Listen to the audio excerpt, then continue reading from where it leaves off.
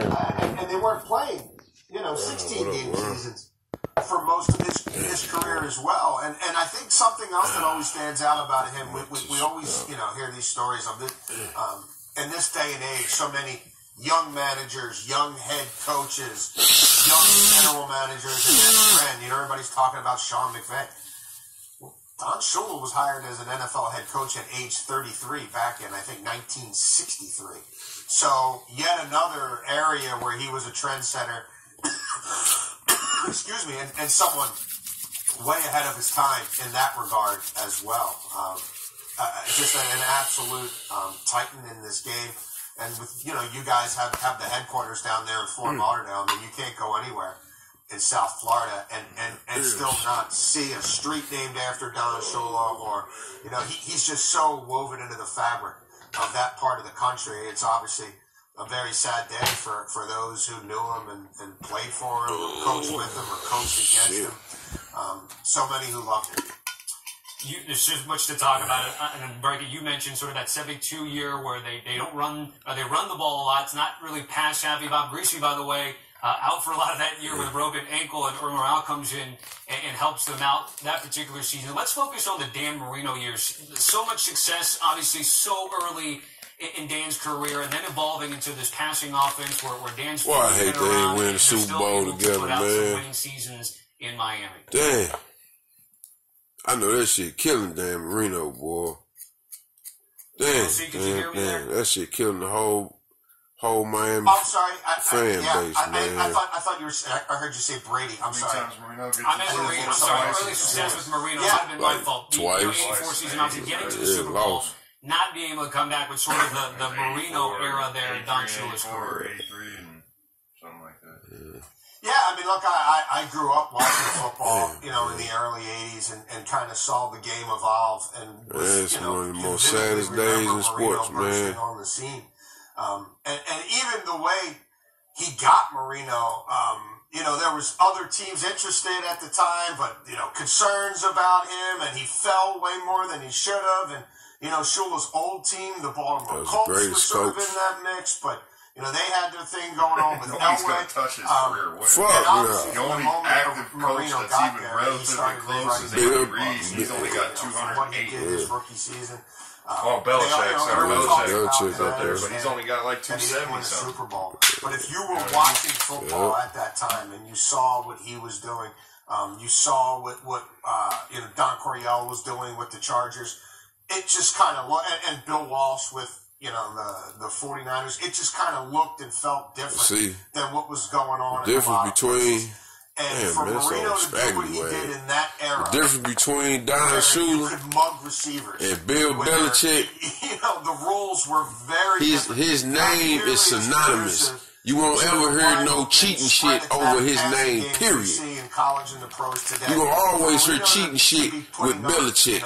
The Patriots got so many cheating shit. You won't never hear that shit with Don Shula, man.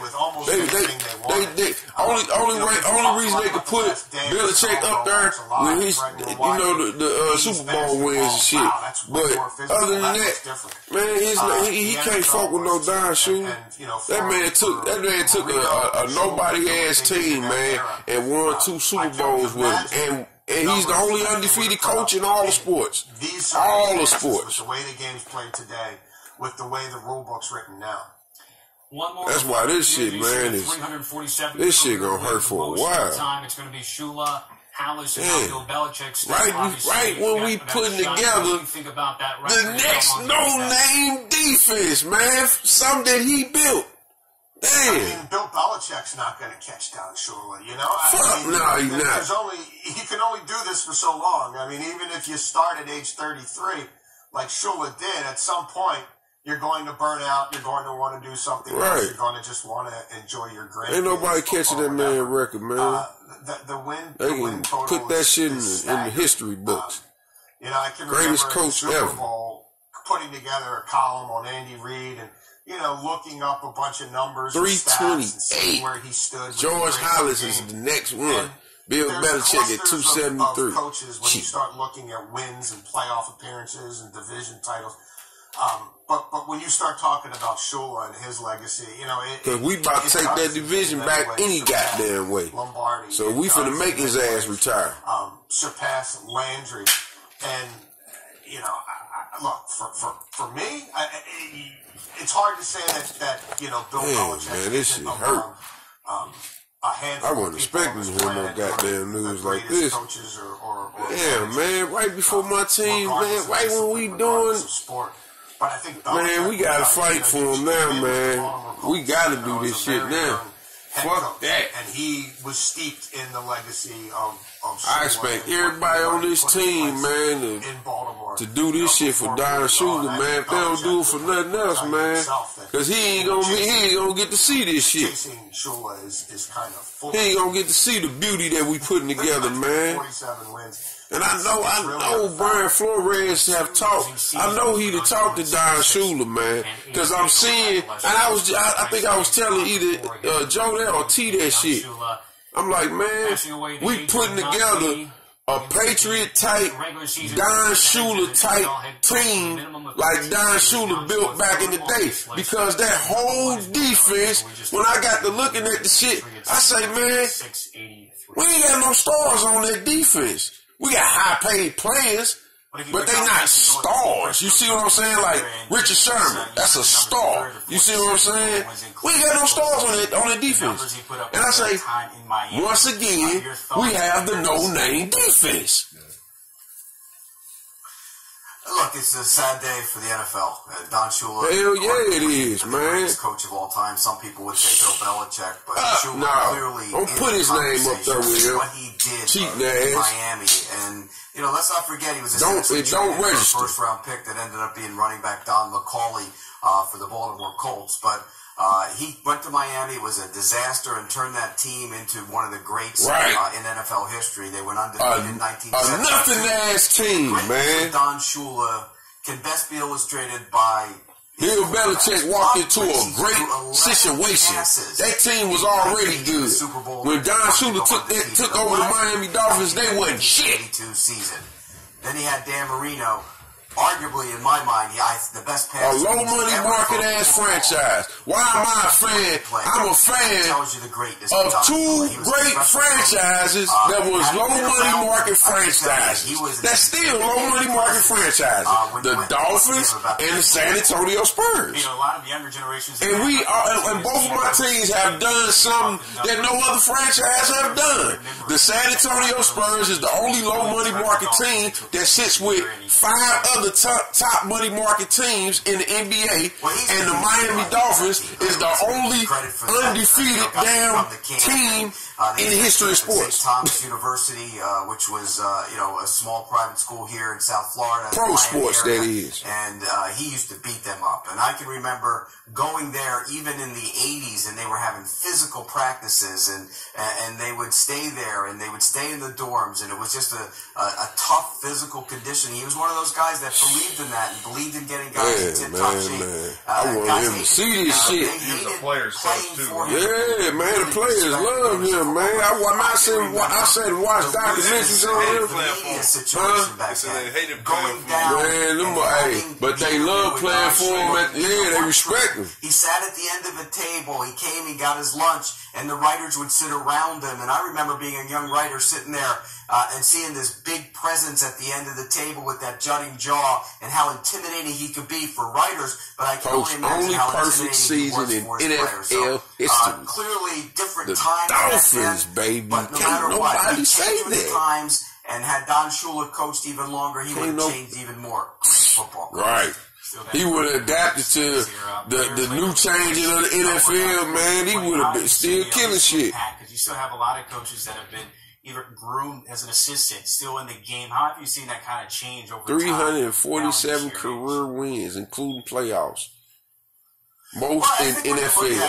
Again, we're a lot of he lived 90 great years, man. Run league, and teams are going to pound the football, and that's why Eric Coryell, rest in peace, man. The greatest coach in NFL history. And I think Don Shula was smart enough, a little bit of the head of the curve, like Don Coryell, to say, you know what? I my have coach, man. Flick the ball 50 yards in an instant. Why not change the way I played? And he changed the way he played. He changed his offense. And I think that is carried over now and through future generations of coaches that you can't try and fit guys to what you believe you should be doing, but fit what you should be doing. I wanted him to see, man, what we doing, man. Talent on the field. He got to see us put it together, y'all. About Don Shula. Let's not forget either. Man, I wish he could see the finished product. But I guarantee you, Don Shula gonna be watching over this team, man. He gonna be watching over this team for the rest of their years. And they got upset. And yet he rebounded from that to build the Watch what we do now. What they became, which was now we got something to extra fight for. Pete Prisco, as always, appreciate I believe this team finna go out there and they gonna be like playing like, man, some killers out there or something, man. For real. I believe the Dolphins finna really fight and play hard, man. Especially for Don Shula, man. If y'all don't play for nothing else, y'all better play for that man. Y'all better do this, man, because I wish I can. God damn it, I wish I can. I wish I could be out there with y'all. Damn, man. Rest in peace, man. Don. Damn, man. Insider for the Chicago Bears. We had him on in the first hour, and he seemed to agree with that. I think Foles will be the week 1 starter, but he's going to have to earn it. And I do think the Bears are going to have a relatively even competition, because that was also another reason why they traded for. Oh, man. Motherfucking Don Shula, man.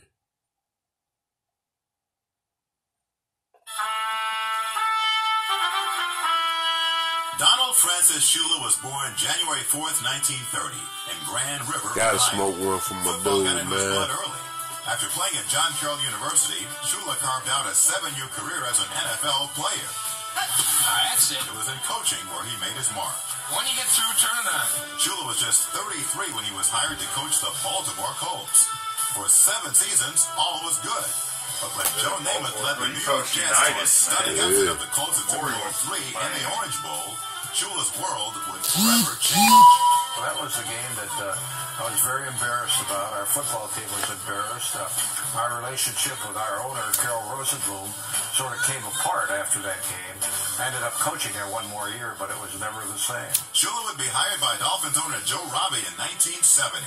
And the franchise would never be the same. The young coach promptly demanded perfection. What's wrong with our snap count? Back in the huddle. It was a fight. Every day, for every one of us. And he never tired. You know, everybody said he was this, he was that. He was possessed. He's like some kind of evil spirit that had endless energy. Yeah. Soon, the Dolphins... That's how I am. I love it, man, dog. Which still stands. I watched all the stories about him. It took 4 decades, but Shula and his legendary team finally got honored with a trip to the White House. Undefeated. The Dolphin dynasty won back-to-back championships by methodically grinding it out. This is the Vince Lombardi Trophy, the winner of the Super Bowl. But when the Dolphins drafted Dan Marino Need to get back to that. all of that changed. Running that ball. Competitive player that I think that's ever lined up in the National Football League. That's what made this guy so great. He wanted to win, and he would do everything that he could to help you win the football game. With the most gifted passer in the NFL, Shula turned the Dolphins into an aerial show. They reached the Super Bowl following the 1984 season, but lost to San Francisco, one of Shula's 4 Super Bowl defeats. His 6 Super Bowl appearances are the most of any coach, and so are his 347 wins. After 26 seasons with the Dolphins, Shula retired in 1996. And we didn't have to cheat to get there. You know, you never thought was going to happen. We didn't have to cheat. Just hard coaching, man. That's what it takes to win, man. Not cheating, not sending your cameraman to watch other teams play calling and shit. That ain't no great coach. Don't put Belichick's name up there with Don Shula. Don't do that shit. Cheating ass. Fuck out of here, man. Shula's first wife, Dorothy, died of breast cancer in 1991. He remarried Mary Ann Stevens in 1993. Shula loved family, but he lived football. As former coach Bum Phillips once said, Shula could... Man, I wanted to meet him, man.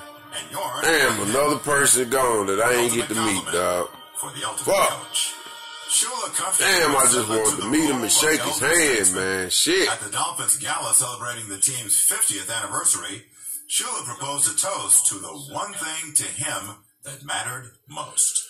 In football, you don't have second best. They don't talk about being second best. They talk about winners. Here's a toast to the winners.